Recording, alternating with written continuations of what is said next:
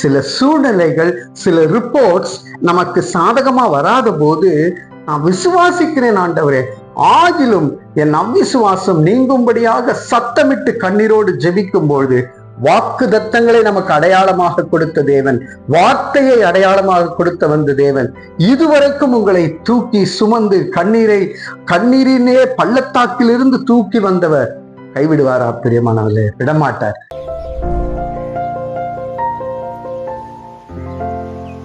கிறிஸ்துவுக்குள் மிகவும் பிரியமானவர்களே, நாமோ விசுவாசிக்கும் பொழுது சில நேரங்களிலே சூழ்நிலைகள் நிமித்தமாக, ரிப்போர்ட்ஸ் நிமித்தமாக, ஒரு பதட்டத்தின் நிமித்தமாக, பாரத்தின் நிமித்தமாக நம்முடைய விசுவாசத்திலே நாம விழுந்து போகின்றவர்களாய் காணப்படுகின்றோம். விசுவாசத்திலே தளர்ந்து போகின்றவர்களாய் காணப்படுகின்றோம். நாம அந்த அளவுக்கு நம்புகிறதில்லை. ஏன்னா அந்த சூழ்நிலை அப்படியாக இருக்கின்றது. இது இயல்புதான் பிரியமானவர்களே. அப்படி இங்கே பார்க்கும்போது நாம தியானிக்கின்ற கிதியோனுக்கும் ஏற்படுகின்றது. அப்போ நியாயாதிபதிகள் 6வது அதிகாரத்திலே பார்க்கும் பொழுது 2 நேரத்திலே தேவனிடத்திலே ஒரு அடையாளத்தை கேட்கின்றார் திரும்பவும் கிதியோன். என்ன அடையாளம் என்றால், முதல் முறை கேட்கின்றார், நான் மீதியானரை நான் மேற்கொள்ள வேண்டும் என்றால் நான் பனி பெய்கின்ற இந்த காலத்துல ஒரு தோலை வெளியில போடுறேன், வெளியில ஃபுல்லா காய்ந்து இருக்க வேண்டும், ஆனா தோளின் மீது மாத்திரம் பனி பெய்திருக்க வேண்டும் என்று சொல்லுகின்றார். அப்படியே ஆக கடவுது என்று சொல்லி கர்த்தர் சொல்லுகிறார்.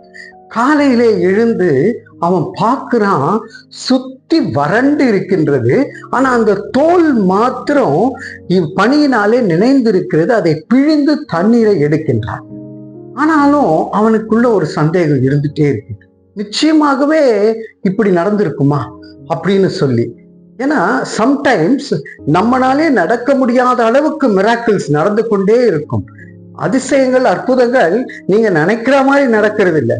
இது உண்மையாவே நடக்கா அப்படின்னு சொல்லி திரும்பவும் அவன் என்ன செய்யறான்னா, கிதியோன் அங்கே கர்த்தரிடத்திலே மன்றாடுகிறான். கடவுளே, கோச்சிக்காதீங்க, நான் இன்னும் ஒரு முறை ஒரு காரியத்தை, ஒரு அடையாளத்தை நான் கேட்கிறேன் என்று சொல்லி, இன்றைக்கு ராத்திரியிலே அதே தோலை நான் போடுறேன், ஆனா அந்த தோல் மாத்திரம் காய்ந்திருக்க வேண்டும், சுற்றி பனி இருக்க வேண்டும் என்று சொல்லி. அப்போ கடவுள் கோபித்துக் கொள்ளவில்லை பிரியமானவர்களே. அப்படியே ஆக கடவுள் என்று சொல்லி அன்று ராத்திரியிலே பனி பெய்கின்றது. அந்த தோல் மாத்திரம் நினையவில்லை, அதை சுத்தி அந்த வறண்ட இடமாக இருந்ததெல்லாம் பனியிலே நினைந்திருக்கின்றது. காலையில எழுந்து பார்க்கிறான், இந்த அடையாளத்தை பார்க்கிறான். பிரியமானவர்களே, கர்த்தர் நம்முடைய இருதயத்தை ஆராய்ந்து அறிந்து வைக்கின்றார். வேதம் சொல்லுகிறது, கர்த்தரை நீங்கள் சோதித்து பார்க்க வேண்டாம் என்று சொல்லி. இது சோதனையாக நாம கருதக்கூடாது. அவன் வேதனையிலே அவன் கர்த்தரிடத்திலே மன்றாடுகின்றான். ஆண்டவர் சில நேரங்களிலே நம்முடைய விசுவாசத்திலே நாம் தளர்ந்து போகும் பொழுது ஆண்டவர் அதை புரிந்து கொள்வார். இந்த மகன் விசுவாசத்தை உறுதிப்படுத்துவதற்குத்தான் அடையாளம் கேட்கிறானே தவிர, என்னுடைய சர்வ அதிகாரத்தை பரிசோதிப்பதற்காக, பரிசேயரை போல, சதிசேயரை போல என்னை சோதிக்க இவன் அடையாளம் கேட்கவில்லை. இவன் தன்னுடைய விசுவாசத்தை உறுதிப்படுத்துவதற்காக அடையாளம் கேட்கின்றான் என்று சொல்லிதான் கிதியோனுக்கு அடையாளத்தை காண்பிக்கின்றார். பிரியமானவர்களே, மார்க் 9வது அதிகாரத்திலே நடக்கின்ற அந்த காட்சியை உங்கள் கண்முன்பாக மறுபடியும் கொண்டு வருகின்றேன். சிறு வயது முதற்கொண்டு அலக்கழிக்கப்படுகிற ஒரு பிள்ளையை ஒரு தகப்பன் கொண்டு வருகின்றான். அவனிடத்திலே இயேசு சொல்லுகிறார், இது எப்ப நடந்ததுன்னா சிறு வயது முதல்னு சொன்ன பிறகு அப்போ இயேசு சொல்லுகிற ஒரு வாக்கியம் பாருங்க. இயேசு அவனை கண்டு, 23வது வசனம் மார்க் 9, இயேசு அவனை கண்டு, நீ விசுவாசிக்க கூடுமானால் ஆகும், விசுவாசிக்கிறவனுக்கு எல்லாம் கூடும் என்றார். அப்ப உடனே அந்த அப்பா என்ன தாழ்மையோடு ஜெபிக்கிறார் பாருங்க. அப்பொழுது உடனே பிள்ளையின் தகப்பன், விசுவாசிக்கிறேன் ஆண்டவரே, என் அவ்விசுவாசம் நீங்கும்படி உதவி செய்யும் என்று கண்ணீரோடு சத்தமிட்டு சொன்னான் என்று சொல்லி பார்க்கின்றோம்.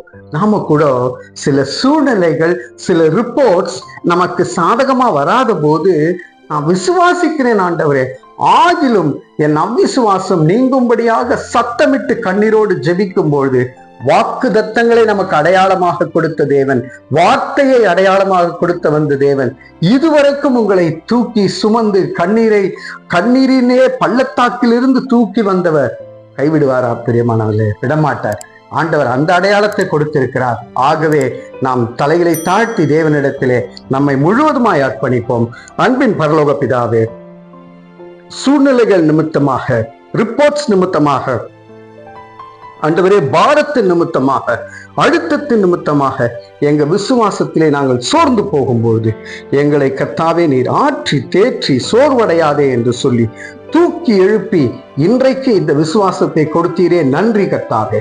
எங்கள் அவிசுவாசம் நீங்கும்படியாக, விசுவாசத்திலே நடக்க கிருபை செய்யும்படியாக இயேசுவின் மூலம் ஜெபித்து ஜெயம் எடுக்கிறோம் ஜீவனுள்ள நல்ல பிதாவே. ஆமேன், ஆமேன்.